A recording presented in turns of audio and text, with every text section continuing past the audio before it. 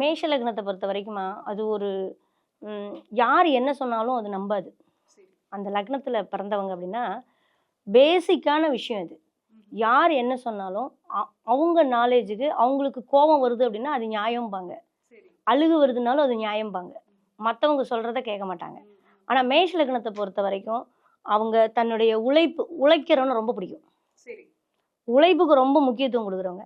நீங்கள் ஒரு தொழில் இருக்குது, ஒரு வேலை இருக்குது, வாடான்னா முதல்ல கிளம்பி வந்துடும். வேற நீ ஃபங்க்ஷனுக்கு போகணுன்னு கூப்பிட்டா கூட வர மாட்டான். வேலைன்னு சொல்லிட்டிங்கன்னா வந்து வேலைன்னா வெள்ளைக்காரன்னா அது மேஷம் தான். அப்போது ஏன்னா அந்த குடும்பம் அப்படிங்கிற இடத்துல சரண்டர் ஆனாங்கன்னா அவங்க வீக்னஸ் ஆயிடுவாங்க. அப்போது ஆனால் இவங்க சேர்த்துறது எல்லாமே ஓடுறது எல்லாமே குடும்பத்துக்கு. இப்போ ஒரு சில லக்னங்கள் பண்ணால் ஃப்ரெண்ட்ஷிப்புக்கு செலவு பண்ணும், தன்னுடைய சுகத்துக்கு செலவு பண்ணும், தன் ஜாலியாக இருக்கணும்னு செலவு பண்ணும். அது வந்து மேஷத்துக்கு கிடையாது.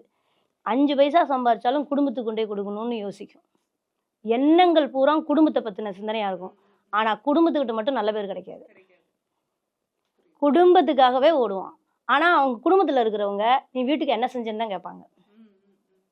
அவன் மைண்டில் அவன் குடும்பத்தை கொண்டு வரணுங்கிற சிந்தனை மட்டும்தான் இருக்கும்.